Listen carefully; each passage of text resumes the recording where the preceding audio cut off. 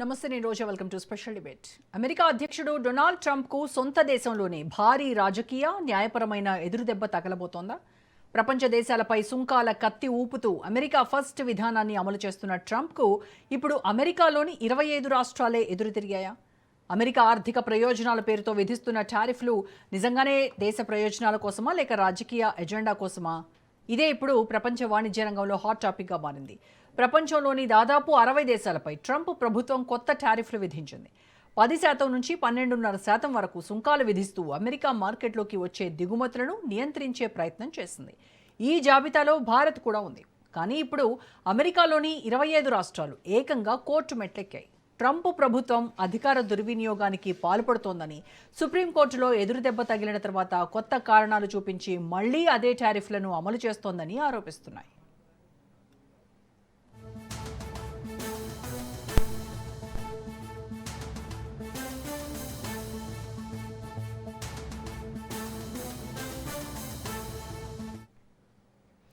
ఇక్కడ అసలు ప్రశ్న ఏంటంటే, ఇది కేవలం అమెరికా అంతర్గత న్యాయ పోరాటమా లేక ప్రపంచ ఆర్థిక వ్యవస్థపై ప్రభావం చూపే పెద్ద జియోపొలిటికల్ సంఘటన? ఎందుకంటే అమెరికా ప్రపంచంలోనే అతిపెద్ద దిగుమతి మార్కెట్.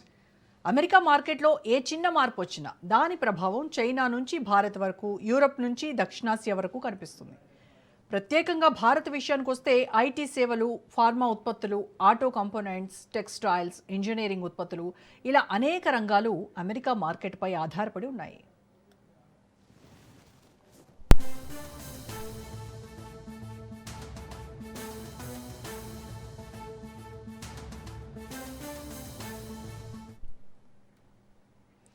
ఇప్పుడు అమెరికా అదనపు టారిఫ్లు విధిస్తే భారత ఎగుమతుల పోటీ సామర్థ్యం తగ్గుతుందా? భారత కంపెనీలపై అదనపు భారం పడుతుందా? మేక్ ఇన్ ఇండియా, ఎగుమతి ఆధారిత వృద్ధి వ్యూహాలపై ప్రభావం ఉంటుందా అనే ప్రశ్నలు తలెత్తుతున్నాయి. అయితే మరోవైపు ఆసక్తికరమైన కోణం కూడా ఉంది.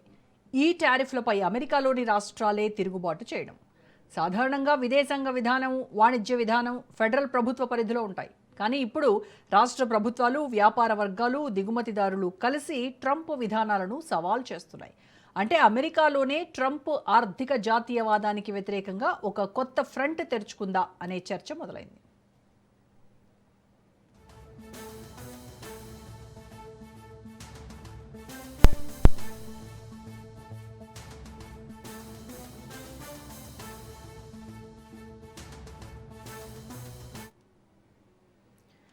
ఇక్కడే చైనా అంశం కూడా వస్తుంది. అమెరికా చైనా వాణిజ్య యుద్ధం ఇప్పటికే ప్రపంచ ఆర్థిక వ్యవస్థను ప్రభావితం చేసింది. ఇప్పుడు భారత్, వియత్నాం, మెక్సికో వంటి దేశాలు చైనాకు ప్రత్యామ్నాయ తయారీ కేంద్రాలుగా ఎదుగుతున్నాయి. అలాంటి సమయంలో ట్రంప్ టారిఫ్లు భారత్ను కూడా లక్ష్యంగా చేసుకుంటే అది అమెరికా భారత్ వ్యూహాత్మక భాగస్వామ్యంపై ప్రభావం చూపుతుందా? ఇండో పసిఫిక్ వ్యూహంలో కీలక మిత్ర దేశంగా భారత్ను చూస్తున్న అమెరికా ఒకవైపు భద్రతా భాగస్వామ్యం పెంచుకుంటూనే మరోవైపు వాణిజ్యపరంగా ఒత్తిడి తీసుకురావడం వెనక అస్సలు లెక్కేంటి?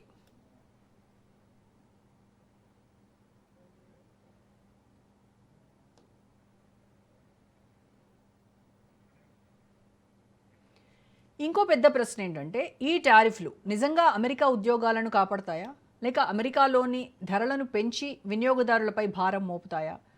అందుకే ఇప్పుడు ఈ కేసు కేవలం కోర్టు కేసు కాదు. ఇది అమెరికా ఫెడరల్ ప్రభుత్వం వర్సెస్ రాష్ట్రాలు, ట్రంప్ వర్సెస్ అమెరికన్ వ్యాపార వర్గాలు, రక్షణాత్మక వాణిజ్యం versus global free trade, America జాతీయవాదం వర్సెస్ ప్రపంచీకరణ అనే స్థాయికి చేరుకుంది. అమెరికాలో 25 రాష్ట్రాలు ట్రంప్కు వ్యతిరేకంగా కోర్టుకు వెళ్లడం ప్రపంచ వాణిజ్య వ్యవస్థలో కొత్త సంక్షోభానికి సంకేతమా? భారత్కు ఇది ముప్పా లేక కొత్త అవకాశాలకు మార్గమా? ట్రంప్ టారిఫ్లపై రాష్ట్రాల తిరుగుబాటు ప్రపంచ రాజకీయాలు, ప్రపంచ ఆర్థిక వ్యవస్థను ఎలా ప్రభావితం చేస్తోంది అనేది ఇవాళ మన డిబేట్లో డిస్కస్ చేద్దాము. డిబేట్లో పార్టిసిపేట్ చేస్తున్నారు senior journalist and senior analyst Pentapati Pullarao గారు. పుల్లారావు గారు నమస్కారం సార్. నమస్కారం. పుల్లారావు గారు, అమెరికాలో వాణిజ్య విధానాలపై ఈ ఫెడరల్ ప్రభుత్వానికే పూర్తి అధికారం ఉన్నప్పటికీ కూడాను అమెరికాలో 25 రాష్ట్రాలు దీనికి వ్యతిరేకంగా ఇవాళ కోర్టుకు సవాల్ చేయడం అనేది పెద్ద సంచలనంగా మారింది. అంటే సుప్రీంలో ఎదురుదెబ్బ తగిలినప్పటికీ కూడాను ట్రంప్ ఈ టారిఫ్లను ఎందుకు సార్ మళ్ళీ ఇంకొకసారి తెర మీదకి తీసుకురావడం వెనక ఈ పొలిటికల్ స్ట్రాటజీ ఏంటంటారు? ఒకటి మెయిన్ థింగ్, దాదాపు ఒక 3 నెలల క్రితం 4-5 నెలల క్రితం ఈ రాష్ట్రాలే వాళ్ళు సుప్రీంకోర్టుకి వెళ్ళి అప్పుడు టారిఫ్స్ అన్నీ తీయించేశారు. అవును. అప్పుడు ట్రంప్ వాడింది ఏంటంటే కొన్ని టారిఫ్స్ ఆయన వేయచ్చు వాళ్ళ పార్లమెంట్ అప్రూవల్ లేకుండా కొన్ని, కానీ కొంతకాలం వరకు 150 రోజులు టైం ఇచ్చారు. 150 రోజులు, 180 రోజులు. దాంట్లో వాళ్ళ పార్లమెంట్ అప్రూవ్ చేయాలి. అమెరికాలో ఉన్న సిస్టమ్ ఏంటంటే స్టేట్స్కి అధికారం లేదు టారిఫ్స్ వేయటానికి. సెంట్రల్ గవర్నమెంట్ వేయాలి, కానీ వాళ్ళు పార్లమెంట్ అప్రూవ్ చేయాలి. పార్లమెంట్ అప్రూవ్ చేయకుండా అప్పుడు ట్రంప్ ఇష్టారాజ్యంగా చేసేది కాబట్టి స్టేట్స్ కోర్టుకి వెళ్ళి సుప్రీంకోర్టుకి వెళ్ళి కొట్టించేశారు. ట్రంప్ చేసిన అంతా తప్పని సుప్రీంకోర్టు అన్నది. అదే కాకుండా ఆ $200-300 బిలియన్ ఏదైతే కలెక్ట్ చేస్తారో తిరిగి ఎవరి నుంచి తీసుకున్నారో వాళ్ళు ఇచ్చేయమన్నారు. తిరిగి ఇచ్చేస్తున్నారు. అదేమిటంటే ఆయన ప్రెస్టేజ్కి దెబ్బ, ఆయన పౌరుకి దెబ్బ కాబట్టి ఇంకో చట్టం ఇవ్వాలి. 150 రోజులు, 180 రోజులు ఆయన ఇంపోజ్ చేయొచ్చు. ఆ టైంలో అప్రూవల్ అక్కర్లేదు పార్లమెంట్. అది మళ్ళీ అయిపోయిన టైం ఇంకో కొత్త చట్టా వాడాడు. ఏదో కొత్త చట్ట, అది కూడా ఏంటంటే 150 రోజుల లైఫ్. ఇంతట్లోకి రష్యా మీద ఎవరైనా వ్యాపారం చేస్తే టారిఫ్స్ వేస్తాం, అలాంటి చట్టాలు పాస్ చేయడానికి ట్రై చేస్తున్నారు. ఇప్పుడు ఆయన చేసింది ఏంటంటే ఒక షార్ట్ గ్యాప్, షార్ట్ స్పాన్, చిన్న సమయానికి తట్టుకోవటానికి. ఎందుకంటే ఏ టారిఫ్ వేసినా పార్లమెంట్ అప్రూవ్ చేయాలి.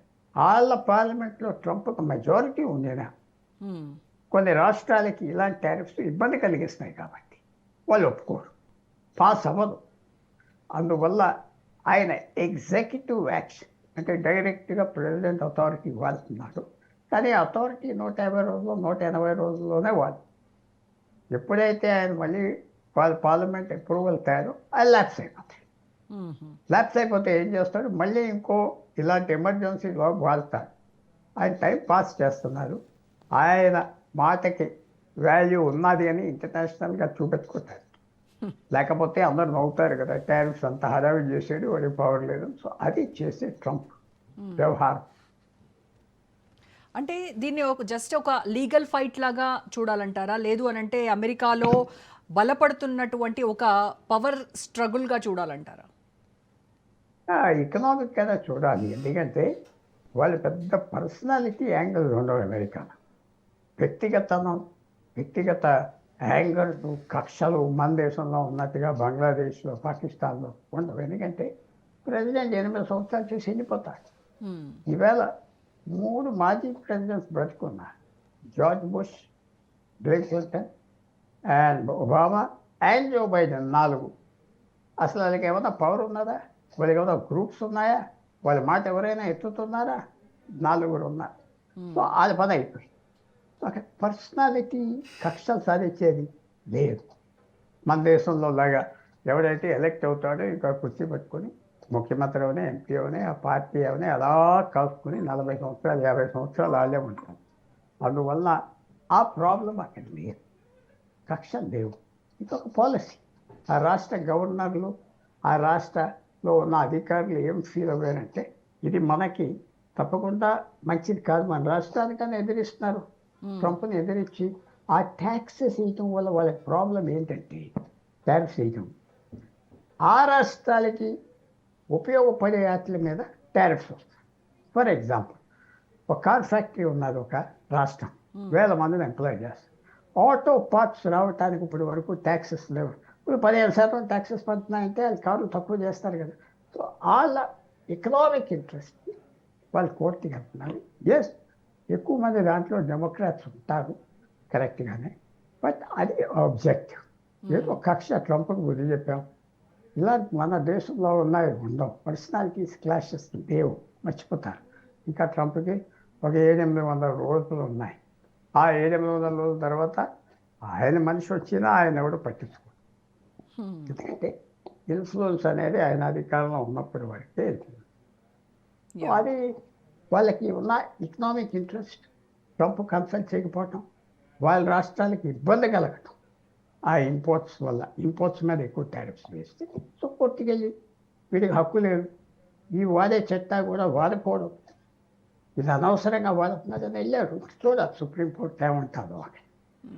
సో ఇప్పుడిప్పుడే మనం చైనాకు ఆల్టర్నేట్గా మన భారత్ ఎదుగుతున్నటువంటి టైంలో ఇప్పుడు ఈ 10% టు 12.5% ఈ టారిఫ్స్ ఏవైతే విధిస్తోందో అమెరికా, ఈ మన దేశం ఉన్నటువంటి ఈ ఏ రంగాలపై ఎక్కువగా అత్యధికంగా ఇంపాక్ట్ ఉంటుంది అని అంటారు? పెద్ద ఇంపాక్ట్ ఉండదు. ఎందుకంటే ఇప్పుడు మనం ఆల్రెడీ ఒక ట్రేడ్ అగ్రిమెంట్ నెగోషియేట్ చేసామన్నది కాదు, ఇంకా పబ్లిక్ అవ్వలేదు. ఎందుకు అవ్వలేదంటే మన commerce minister is a real expert ఈ ట్రేడ్లో ఎక్స్పర్ట్ అయిపోయాడు, ఒక జీనియస్ అయిపోయాడు అని నేను అంటాను. మిగతా మంత్రులకు కాకుండా జీనియస్, సబ్జెక్ట్ గ్రాస్ప్లోకి వచ్చింది కంప్లీట్గా. ఆ వ్యక్తి పీయూష్ గోయల్ ఏమన్నాడంటే, మనం సంతకం పెడతానికి ఎందుకు ఆగుతున్నామంటే పక్క దేశాలతో ఎలాంటి అగ్రిమెంట్ అమెరికాకు వస్తాం, నేపాల్, శ్రీలంక, బంగ్లాదేశ్, పాకిస్తాన్, అప్పుడు ఫైనలైజ్ చేస్తాం. ఎందుకంటే మనకి వాళ్ళకి ఒక చోట కాంపిటీషన్ ఉన్నారు. Textiles, cotton exports, import.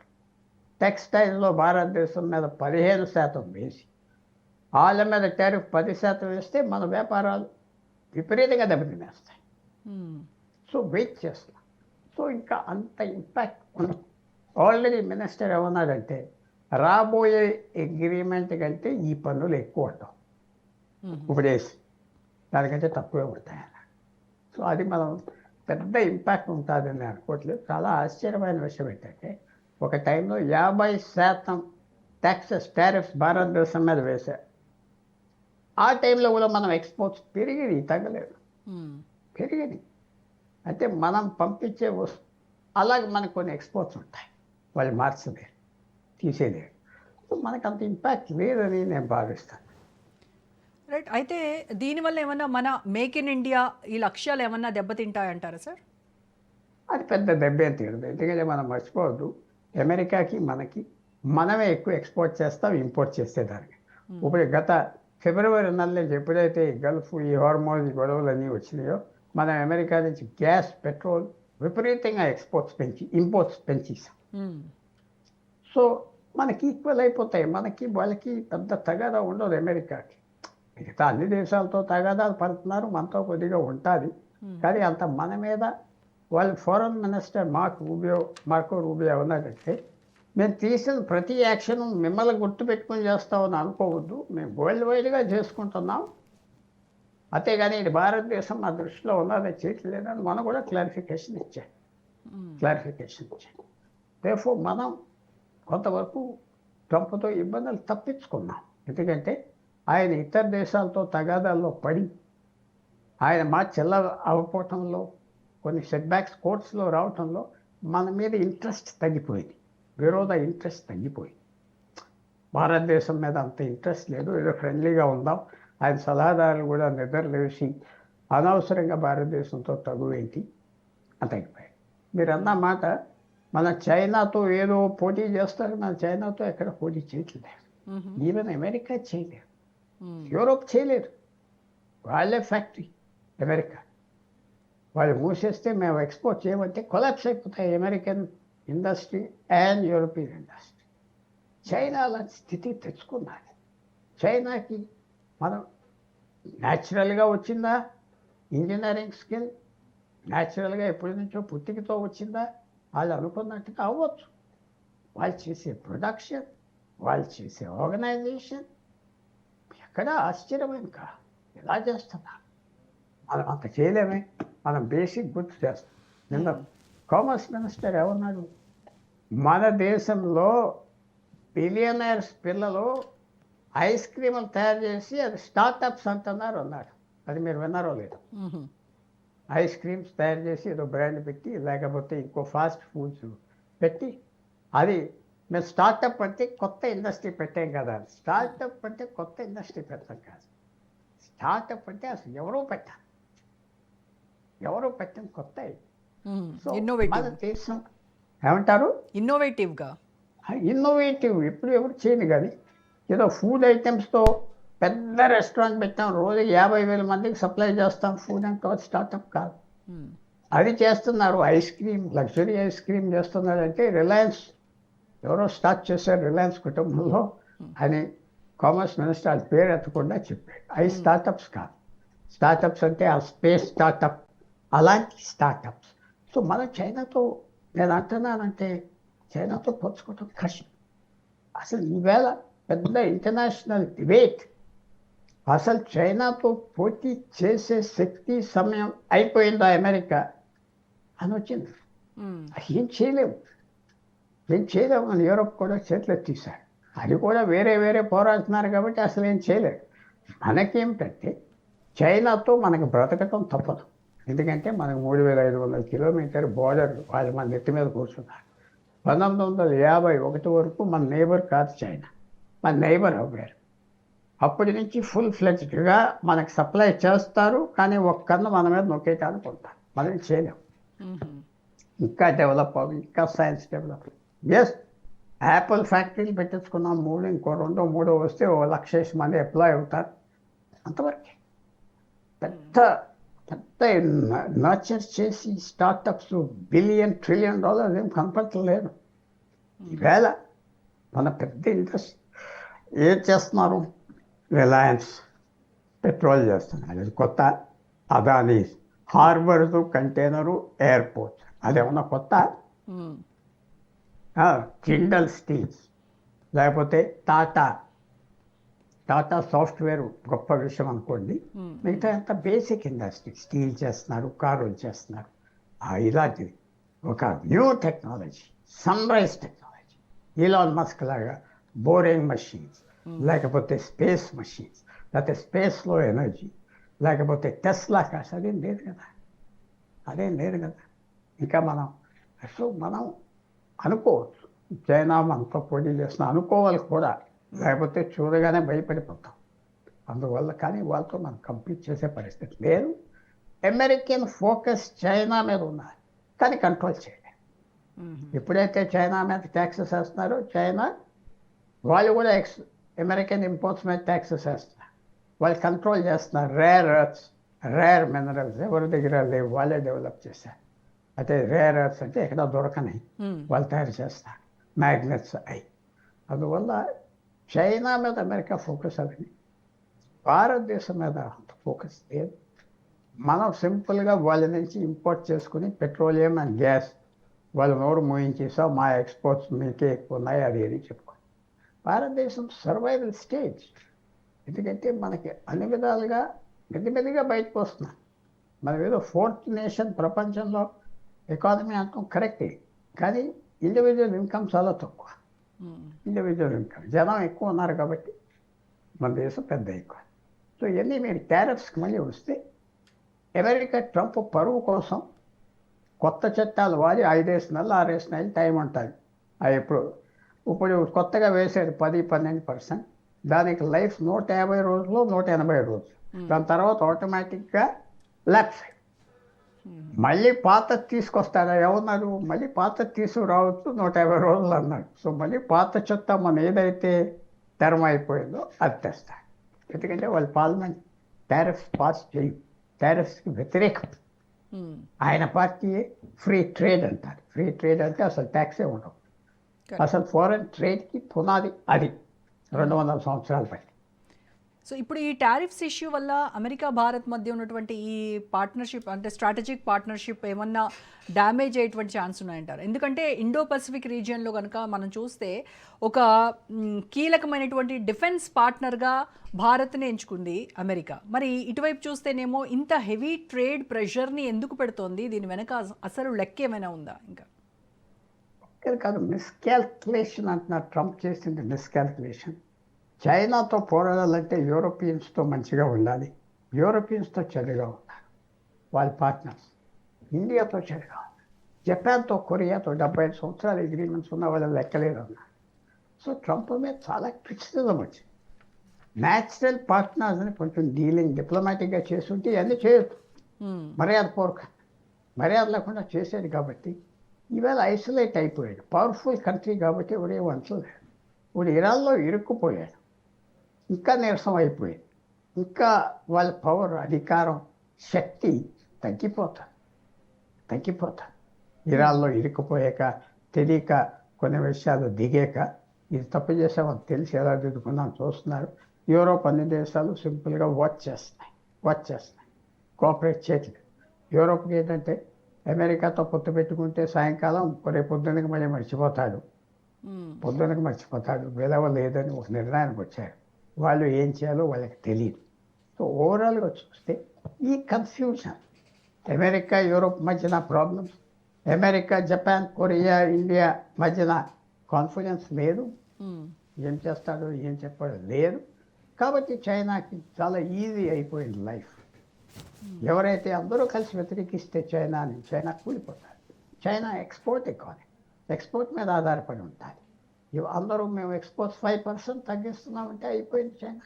అందరూ 5% తగ్గిస్తున్నామంటే అయిపోయింది. ఎక్స్పోర్ట్ లేని ఎకానమీ చైనా, ఎక్స్పోర్ట్స్ మీద ఆధారపడుతుంది. సో అది ఎవరు చేయట్లేదు కదా, ఒకరికి సంబంధం లేకుండా వెళ్ళిపోతున్నాం. ఇది తప్పకుండా ఆయన పద్ధతి, ఆయన విధానం.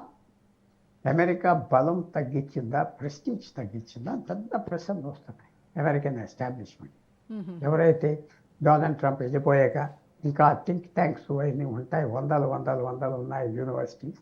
వాళ్ళ వ్యూలో ఈయన చేసిన మంచిగా చెడ్డ ఇంకా ఒక నిర్ణయానికి రాలేదు, కానీ ఇబ్బందులు మాత్రం వచ్చింది. ఈ టారిఫ్స్ ఒక ఉదాహరణ.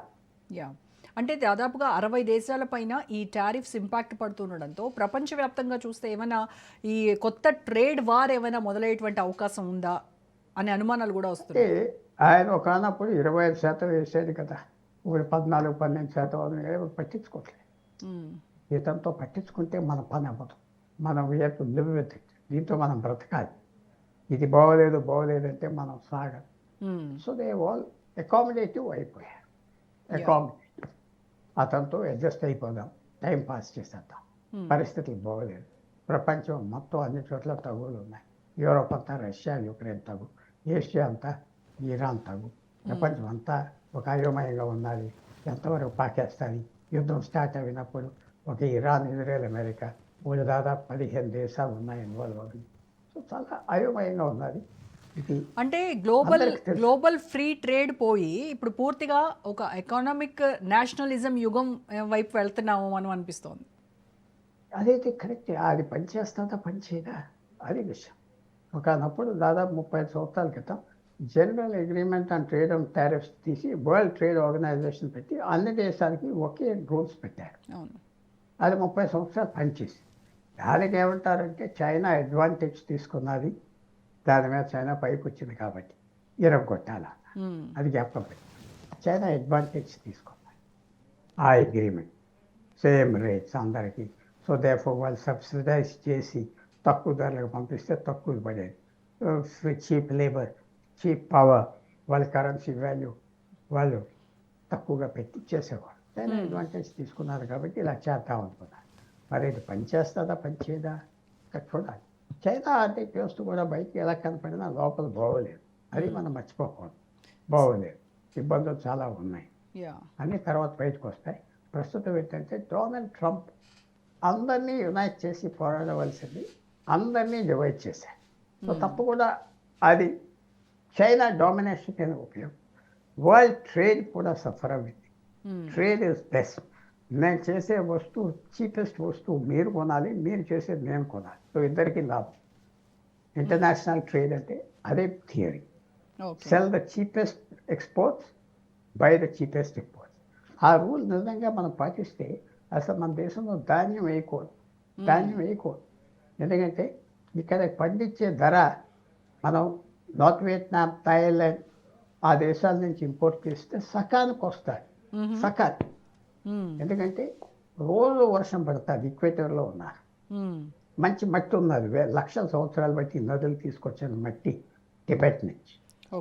సో వియత్నాంలో వేసే రైస్, థాయిలాండ్లో వేసే రైస్, కంబోడియా వేసే రైస్ వాళ్ళు ఎక్స్పోర్ట్ చేసేది మన ధర కంటే హాఫ్ రేట్.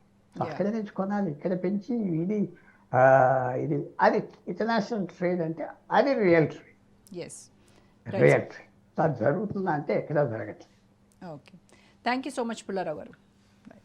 రైట్, ఇది వాళ్ళ special debate. Stay tune to Raj news for more updates.